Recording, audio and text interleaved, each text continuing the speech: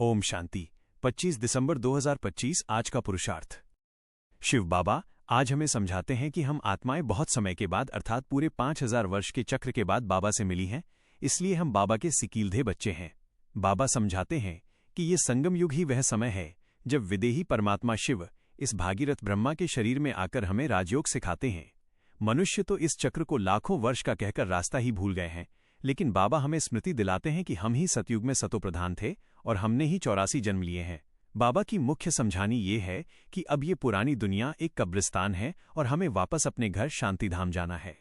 बाबा हमें अल्फ यानी बाप की पहचान देते हैं, जिससे हमें बे यानी स्वर्ग की बादशाही प्राप्त होती है। बाबा कहते हैं कि सतयुग में सब क्षीरखंड अर्थात बहुत मीठे होते हैं, जबकि इस रावण की दुनिया में सब लून पानी अर्थात खारे और कड़वे हैं। इसलिए अब हमें अपने संस्कारों को बदलना है। पुरुषार्थ कैसे करें? श्रेष्ठ पुरुषार्थ के लिए सबसे पहले अपनी स्थिति को एकरस बनाना जरूरी है। इसके लिए बाबा ने ड्रामा की ढाल दी है।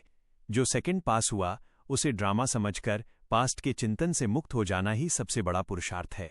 हमें सारा दिन स्वदर्शन चक्रधारी बनकर रहना है और अपनी बुद्धि को एक शिव बाबा में टिकाना है।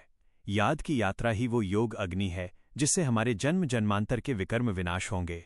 पुरुषार्थ में हमें रूहानी खिदमतगार बनकर सबको रूहानी रास्ता बताना है।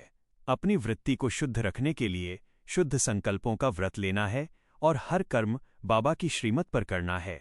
सेवा का शौक ऐसा हो कि पुरानी दुनिया से वैराग्य आ जाए और केवल पढ़ने और पढ़ाने में ही सच्चा सुख मिले। पुरुषार्थ में क्या नहीं करना चाहिए?